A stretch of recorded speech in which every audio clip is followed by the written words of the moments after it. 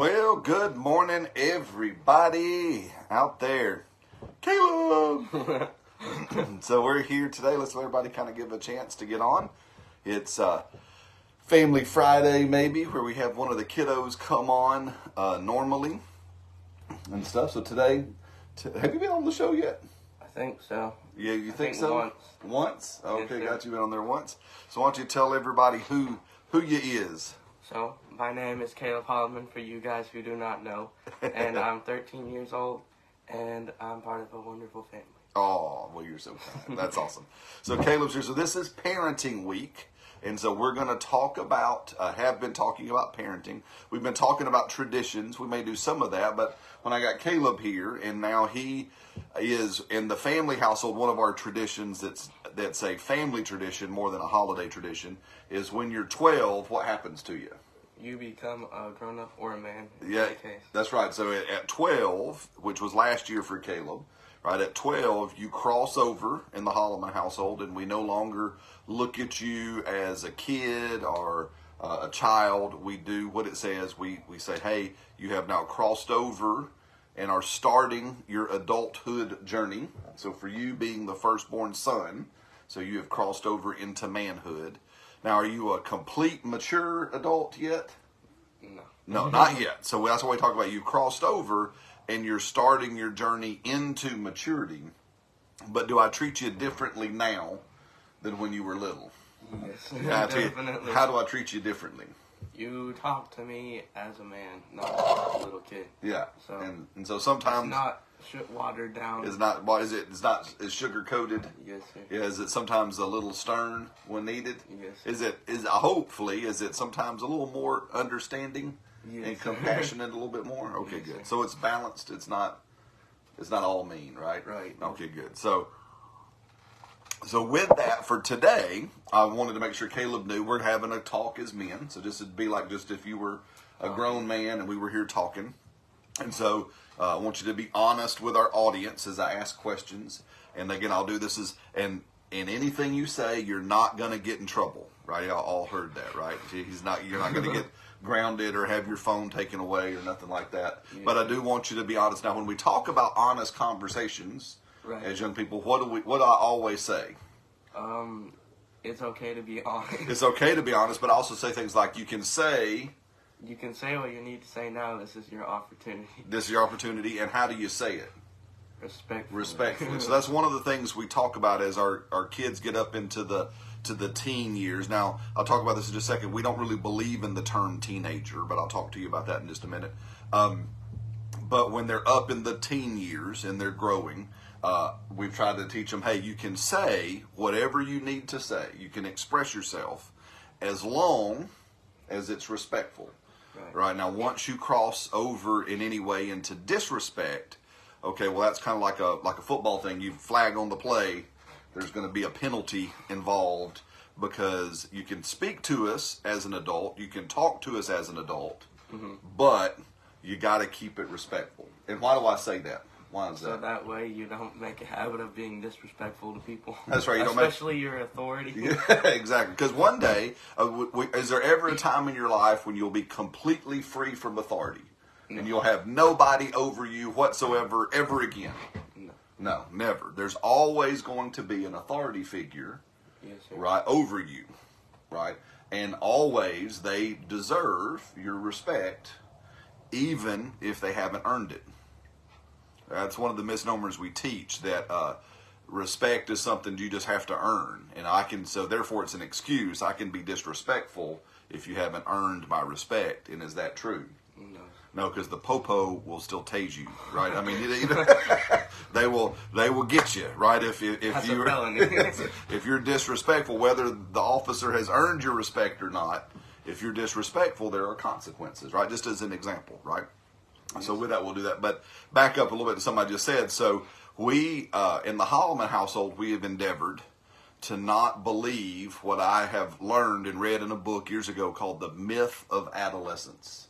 Right? Did you read the Do Hard Things book? Did you read that? Yeah, not the whole thing. Oh, I need you to get back into reading that. It's a good age I read for it for you. school. But Okay. Well, I need you to read that again. So let's add that to your list. And I was reading your favorite thing.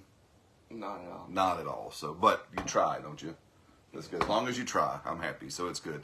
So, because I know we got some great readers in the home, and we're trying to help you develop a greater appreciation for reading, which can be a challenge for our young men and our old men, to be honest too. But anyway, in this book called "Do Hard Things" by the Harris Brothers, if you remember, they had a piece in there that stood out to me most from the book was the myth of adolescence. Right, that what we call adolescence, which is anything from like, again, now it's even earlier, like 11, 12, preteen type stuff, right, all the way up to some cases 25, 26, pushing 30, is this big mythical window of time where people are trying to find themselves and discover themselves and do all of this. And it's a myth. It's very new in human history. I like what the Harris brothers found out in their book. They said, the word teenager first appeared in American culture in the year 1947 in a Reader's Digest. So just after World War II, Wow. someone penned the term teenager. So that's not that many years ago, is it? Yeah, they just used to say like young man. They used to. Well, think about that. So think about that, Caleb. Imagine a whole country that, again, it's made me wonder. That's one of the reasons, again, a Bradology, one of the reasons I believe we won World War II is we had a young generation of young men that they had no concept of teenager. Right. They had no concept of this time of immaturity, this time of rebellion, this time of disrespect, all this stuff. All they knew was I'm a young man and my country needs me. Right. Yes, sir. What do you think? Could we do that today? No. It might be a challenge. It would be a great challenge. We might be able to accomplish it, but at the state the country's in right now, not really. Not really. Right. So does that make sense? So we have endeavored with you guys to not put you into that frame, even though I know it's a very common term to use, teenager. It's a very common term to throw out there, and it gives a lot of wiggle room for stuff. But we just wanted to look at you as a young man. Right, yes, sir. Does that make sense? Just as a young man now, I mean, again, emphasis on young, but you're still a man. You're growing. So I have different expectations for you now, right? Yes, sir. What are some of the expectations I have for you? And I got to speak up real good, too. That's one of them. There's a lot. I can't remember them right now. Right. Well, do I expect you to maybe do a little bit more responsibility around the house? Yes, sir. Yeah. Do a little bit more than I'm supposed to. Yeah, do a little bit more than is required. A little bit above and beyond. Yeah, and just stuff. to make sure that it gets done properly. Yeah, make sure it gets done. Make sure it gets done with a good attitude, right, and those kind of things. So yeah, so there's a little bit of a difference. So I just encourage you again, if you've got that, it change the way you see your young person, right? Change the way you see your young adult. We take the model of Jesus, right? So when Jesus was 12, it says that he went into the capital city, right? Can you imagine this? So you went to Washington, D.C. He was there by himself for 5 days, right? Can you imagine you? I can, but Caleb. I'll probably never do that. So 5 days in Washington, D.C. by yourself, and Jesus wasn't acting a fool. He wasn't running around doing irresponsible stuff, drinking or smoking or living it up, leaving the Vida Loca, that kind of stuff. What was he doing? Preaching. Doing his Father's bidding. That's right. He says, I was out doing what my Father had brought me here to do, right? So he was responsible, he knew, and he went into those things, right? So is that possible for you? It is possible, but I wouldn't go there for like 5 days. Well, so when you think about that, and you think about that concept, what does that do? Does that make you nervous? Does that intimidate you? Does that make you afraid? Yes, it would be a very long walk home. It'd be a long walk home. So, but does it inspire you at all? Yes, sir, a little bit. A little bit? But I don't know if I could build up enough courage to be like Jesus. You don't know if you could do that? Well, I believe you could if needed, right? And that's the goal we want to set for our young people is... My feed keeps freezing up. Yeah, sorry guys, something's going on with our Wi-Fi internet here, I think. So just keep letting me know. It should come up. It kind of has paused a couple of times. So, you too, Miss Vivian, I'm so sorry. Well, let me know if it continues when we have to restart and stuff. So this is the joys of live production that are right here. So with that, so again, it can kind of, it is for all of us can be intimidating, right? Now, what do you think about, do you think that's too high of an expectation? No. You don't? I mean, it's pretty high, but it's not too high. That's cool. That's so okay. So what would be too high of an expectation? Say, I have no idea. Like just in the faith or like... Well, whatever. I mean, again, so think about it, because you've heard me talk about that. Yes, sir. And the reason why I say that is there's a key point in that we've learned in parenting. It's from Ephesians chapter 6, when it says, children, again, it said, children, obey your parents in the Lord, for this is right, right? It says, honor your father and mother. Days will go long with you. It'll be well with you. And then it turns and it says, now dads, fathers, right? So it said, fathers, don't provoke your children to anger, but bring them up in the encouragement and the instruction of the Lord.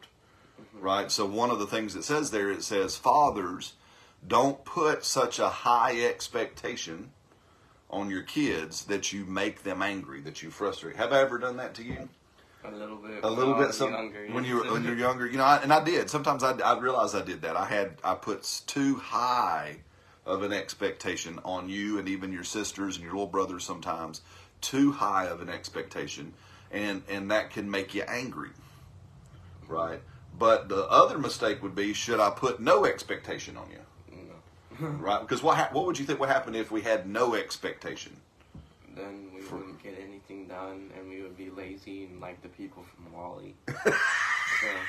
The people from Wall-E. Wall-E. And so, well, yeah, you'd be said. So sometimes our thing is it's finding the proper expectation. Right? Enough of an expectation, right, that it challenges us, but yet not too much expectation, right, that it crushes our soul and brings in anger and resentment and bitterness, right? So even with you, son, again, that's, and you'll learn this as you have your own family in the future and have your own kids. It's that balance of how do I bring you guys forward? How do I help you rise to the challenge without crushing your spirit? Yes, without making you feel like, well, man, it's never good enough with Dad. He's never satisfied. He's never happy. Right? Does that make sense? Yes. Now, do I always love you?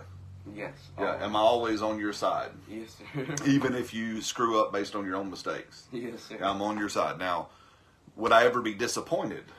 Yes. Yeah, sometimes we can be. So, but would I ever be ashamed?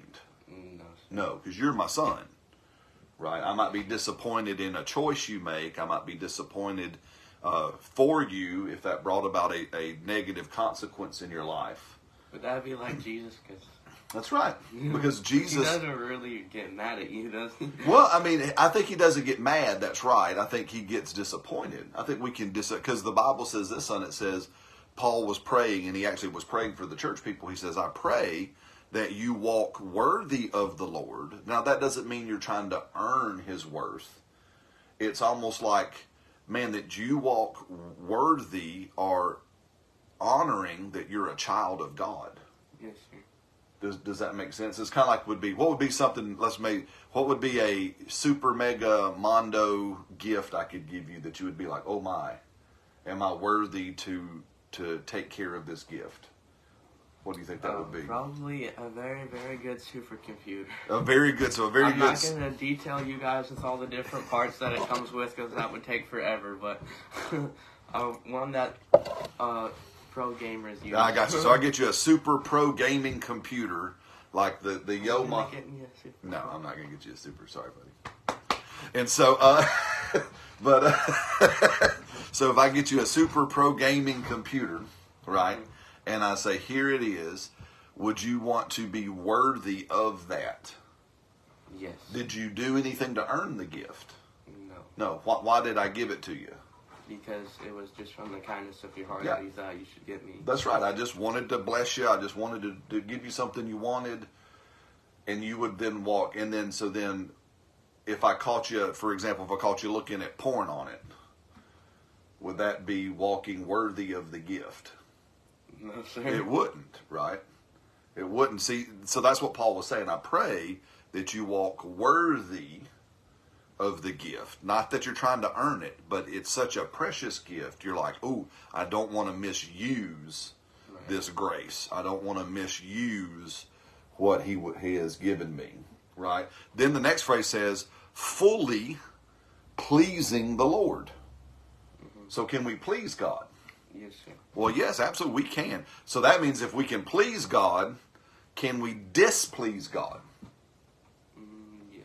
Yes, we can. Now, does displeasing mean he doesn't love us anymore? No, it just means he's disappointed in the choice that we made. That's exactly right. So so if we can Paul prayed so we could fully please God. So if we can please him, then we can displease him. Again, and that's what throws a lot of people off, right? Is that the displeasure of God is not like what God will never give you the cold shoulder. He'll never stop talking to you. He'll never leave you or forsake you. He'll never abandon you. He'll just be like, oh man, snap, right? Yes, sir. You know, have you ever made mistakes? And I've been like, buddy. Yes, sir. And what I always try to tell you when that time happens. First you tell me that you love me, and then you have to correct me. Then I have to, and then do I look at you and I say, and that's not you. Yes, sir. Because that's what Jesus will remind That's us. right. Because that's not you. That's not who you are. So you made a choice there. You made the wrong choice. I love you. I'm going to correct you. We don't do this. We do this because that choice you made is not you. Yes, sir. Does that make sense? Does that make sense? Yes, sir. So when we look at that kind of stuff, so where did we get off on all this? Do you remember? Man, I kind of squirreled there for a second, but it was good. Yeah. But does that help you? You know, so that's that whole kind of growing. Oh, we were talking about. Thank you, Holy Spirit. We were talking about expectations. So, does God have an expectation for us? Yes, sir. Is that expectation challenging? Probably. I mean, I don't know what his expectation. I think it's different for everybody. It is different. Yeah. I mean, what it actually looks like will be different even from you than it is for me. Yes, sir. But in some instances, it's the same. So, like for example, does God expect you to be respectful and honoring? Yes. Yes, he does. Is that sometimes a challenge? Yes. Yeah, it is. Does he expect the same thing from me? Yes, sir. Right. Right. He expects the same thing from me. So the expectation level is the same.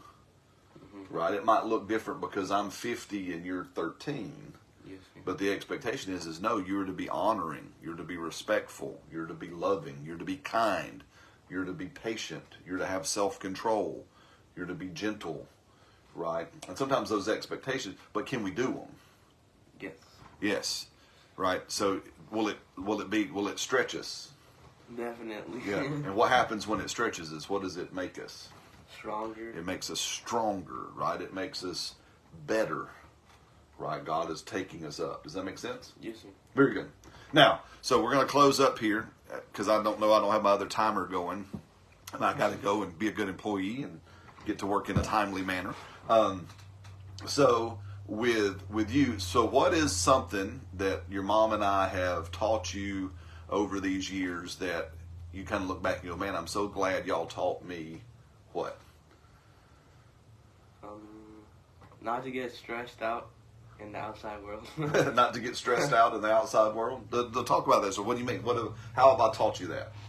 To not basically panic. Because I used to, like, when you were little, you would look around and you were looking at this display in the grocery store, and your parents were right behind you. And then you turn around and boom, they're gone. And they went looking for something else, and you're like, where'd they go? And Gotcha. you're just walking around panicking, asking people, have you seen my mom? Have you seen my... Gotcha. So yeah, so we kind of helped you not Or panic. that time when you guys left me at the church. Did we leave you at the church? I don't think we left you at the church. We'd never do that. You did. Which church? We're at it. Which church? Irondale Oh, Church. yeah. Sorry, we I have. walked out and Pastor Mark was the only one in the room. And I was like, do you know where my parents went? And he was like, they're gone, buddy. And I was like, oh no. Oh no. Yeah. Well, sorry about that. Did we make it right? Did we? Yes. Do you forgive me? Yes. Any- Mama was upset. Any abandonment issues at all? Are you all right? Yes, I'm okay. You're all right. Good. Okay. Good. Awesome. That's awesome. Well, buddy, we love you. Anything you want to tell these people watching to do with their kids? What's a piece of advice that you could give our audience as thinking about parents? What could they do that, from your perspective, that would help them be better parents? To be loving with your spanks. To be loving with your spanks. Okay. Does that mean spank harder? No, that Oh, means okay. spank however you want. Just do it in love and not Okay, to gotcha. be mad at them. Don't do it when they're so you're not saying do it lighter.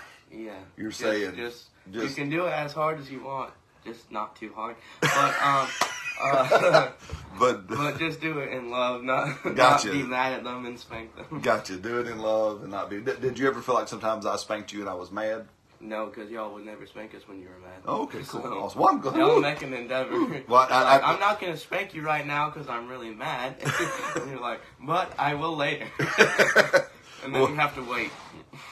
Well, good. Well, and that is something we endeavored to do. Sometimes you guys would make us upset and angry, and we endeavored to stop and to go and pray and talk to the Lord and let our souls cool off and then come back so that we don't discipline you in anger, right? And so that's why sometimes discipline can take a second, right? And that's sometimes why a lot of parents, they don't discipline is because they don't want to take a second, because you have to put a whole bunch of other stuff on pause, collect yourself as the parent, and really look and see what's going to be the most appropriate punishment for you. Right? But you haven't been spanked in a while. Yeah, no. Yeah, you're kind of more like life spankings, right? Yes, sir. Losing of privileges and My computer that I built. your computer that you built, doing different stuff. But anyway, so guys, we love y'all. Caleb. Thank you. Thanks for coming on. You want to do it again? Sure. Sure. All right, very good. So we'll have to think. Hey, so I do that. Selena, we'll have to think maybe the kids can produce a show where they're the one who makes the show. Would you like to do that? What do you think? Sure. Sure. Maybe sometime in the future. Well, all you guys talk about how y'all want to do TV and acting. That's all part of the show. All right. Well, we love you guys. Have a great, great week. Hey, next week's Christmas week. We'll be back with you on Tuesday.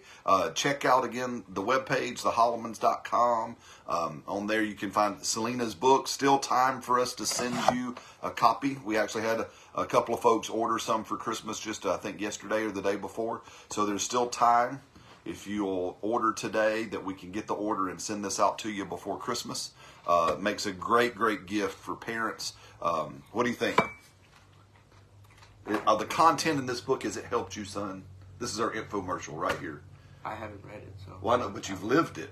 See, you're in Yeah. this book. Oh, okay. What we did for Yes, it's you. very good. Is it? You sure? Would you recommend this book? Yes. Okay. That's awesome. Very cool. All right, guys. Well, love y'all. Check out the webpage. Get Selena's book. And we love y'all. Have a great weekend, and we'll see you next week. Merry Christmas. Hey, good job. Merry Christmas.